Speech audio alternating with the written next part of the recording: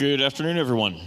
My name is Connor, and I'm a solutions engineer at Celestia Labs. Most of what my job entails is trying to fill the block space by building integrations with rollups. But also sometimes I get to work on research prototypes in my downtime.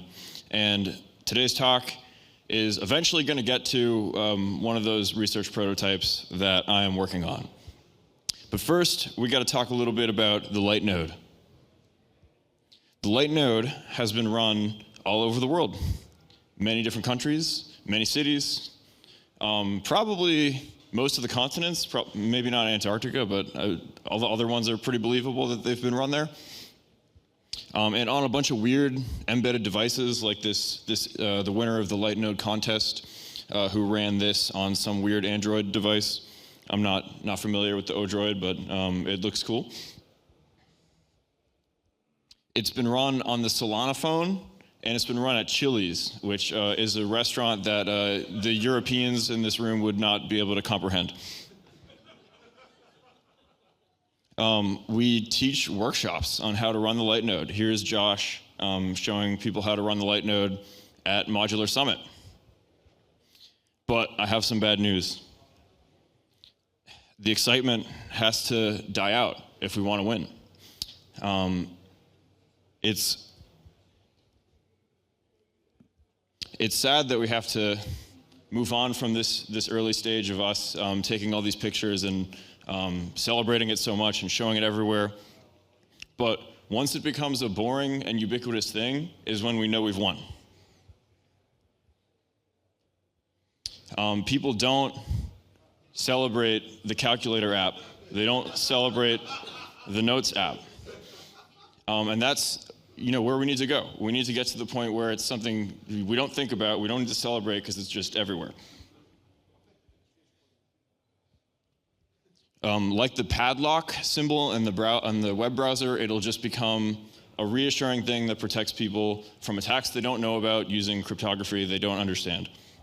And everyone will take it for granted, which is good. We will have won when we start to take it for granted. Okay, to change the subject a little bit. This is a question that I constantly get asked. Like everywhere I go, online, at conferences, there's always people who are like, what's the incentive to run a light node? You guys need people to run light nodes for the chain. What's the incentive? What do I get for doing this? And I think the misconception comes from all the content we have out there that says the network scales with the number of light nodes, which is pretty true. But people get the idea that it's like, oh, Solana scales by making the nodes bigger, and Celestia scales with the number of light nodes. No, Celestia also scales by making the nodes bigger, but we need more light nodes to do that securely. Anyway, I think that's where the misconception comes from. But I want to talk about why this question drives me so crazy. So when I first started using crypto, the way that everyone used to use it was with this application here. This is Bitcoin Core for Windows, and it's a wallet and a full node. When you want to look at your balance or send and receive Bitcoins, you have to wait for this thing to synchronize. And you can see down on the bottom, it shows you the sync status of the node that's running in the application. And this was by far the main way that everybody used Bitcoin at the time. And so you had everybody running nodes.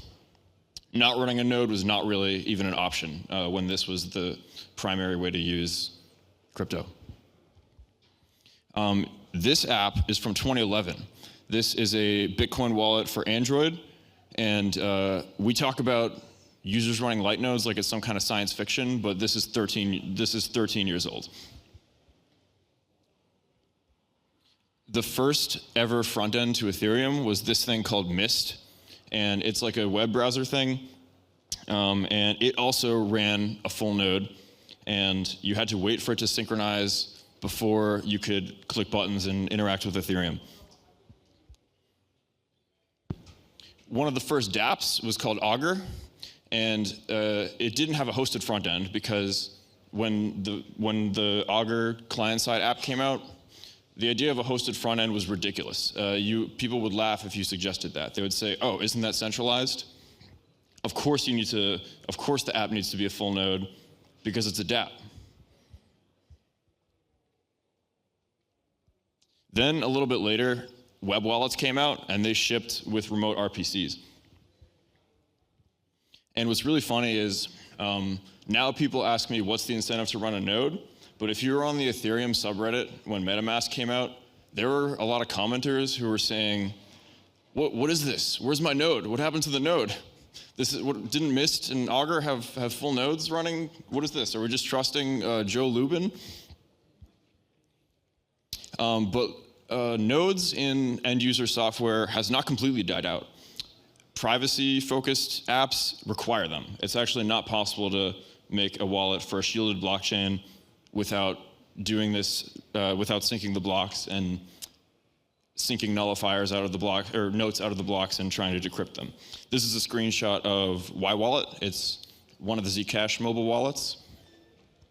This is the Penumbra wallet. It also does the same thing. You can see at the top, it has a worker that syncs blocks in parallel, and it displays this to the user, and there's just no way to do it without it being some sort of node.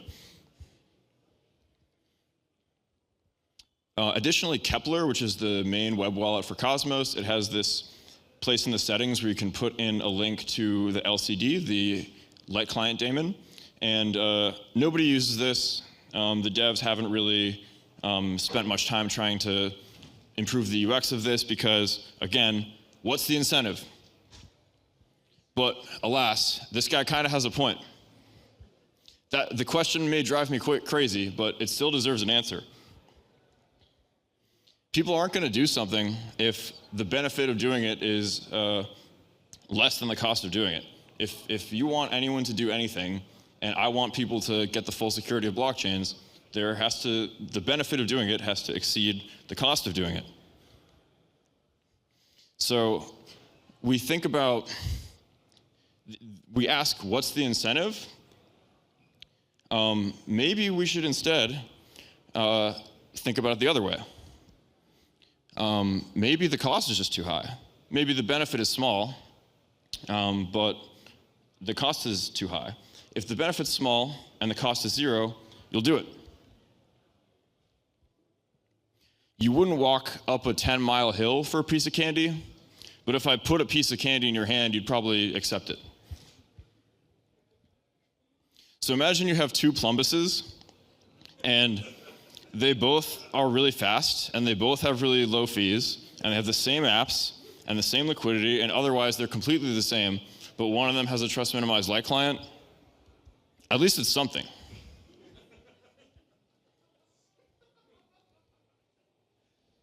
So I started to spend some time thinking about how do we make the node lighter? How do we make it so incredibly light that everybody will take it, and it's just so easy that it doesn't slow anything down, it doesn't waste your bandwidth, it doesn't make your hardware lag, and it's just like this nice little free piece of candy that gives you more security. Lumina.rs is awesome. This is the demo that is at Modular Summit, and everybody's trying it out, and you can check it out and get an NFT. It's really dope, but it still takes some time to sync. You still have to actually decide to do it. It's not so light that you don't even have to think about it. So it's great that we have this WASM light client that runs in the browser now. Big improvement over Modular Summit last year, where we didn't have a cool demo like this. But I still want it to be lighter. I still want it to sync instantly. And I want it to be just completely effortless, as if I was just putting a piece of candy in your hand. So I started to think about what's the state of the art for really light, really fast syncing light clients. There's this idea that's a few years old now, where you can use recursive ZK proofs to sync the chain. I believe the first place this came up was Plumo by Celo, where every time there's a new block header, they create a recursive proof of all the previous headers, and you can just verify one proof to sync the whole chain. And then Mina took it even further, where they also wrapped up the execution into that as well. So it's not just a consensus-like client, it's also recursively verifying the whole consensus and execution history of the chain. And so I built a prototype of that for Celestia. On my GitHub right now, you can find the Celestia recursive sync repo, and this uses SP1 to just verify tendermint and produce a proof, and then also verify the proof from the last header. And if you're in the SP1 chat, you probably saw me begging for the recursion feature for months so I could do this. As soon as they did, I put it together.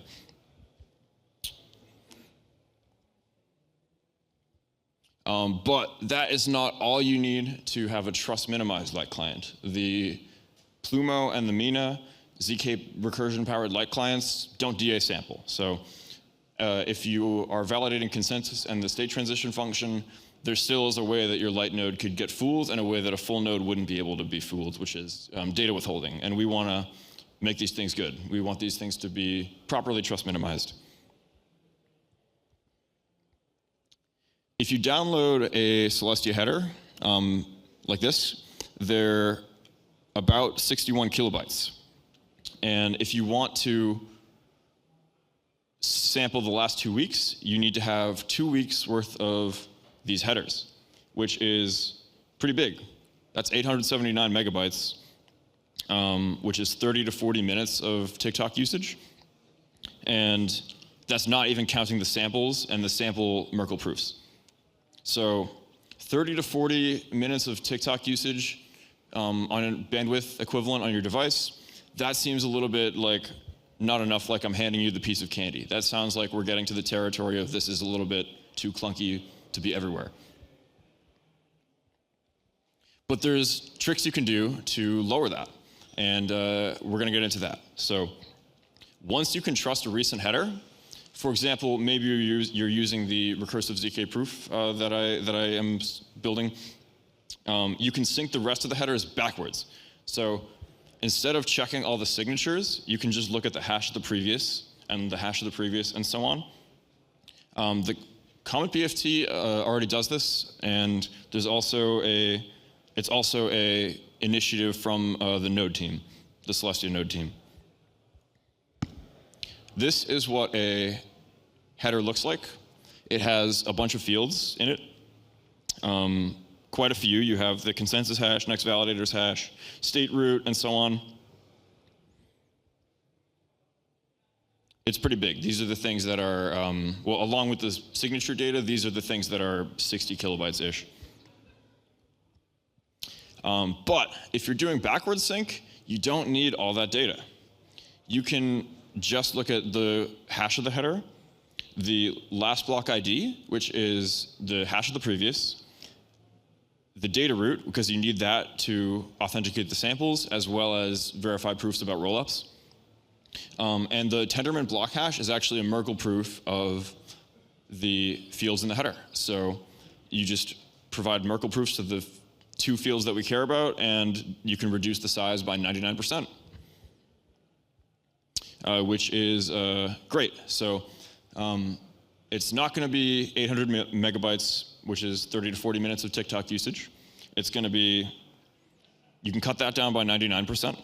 You still have the samples and the sample Merkle proofs, so it's not going to be quite 99%, but we're probably, especially if you combine it with something like gzip or some other compression algorithm, you can probably get this a lot lower than 30 to 40 minutes of TikTok usage, probably in the single-digit minutes, like maybe less than 10 minutes of TikTok usage, which is much closer to this being completely effortless.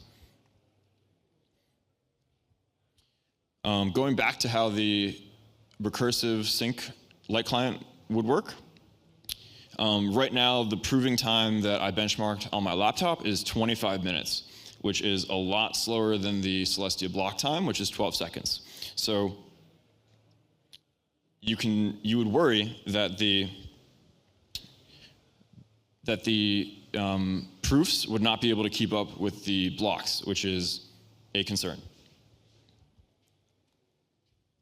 This is currently solved in the repo by leveraging Comet BFT skipping verification. So just like how the IBC on-chain Tendermint-like clients allow you to relay headers and skip some of the ones in between, by using this heuristic where they say that as long as the validator set doesn't change by 1/3 of stake, you can safely assume that it's legit.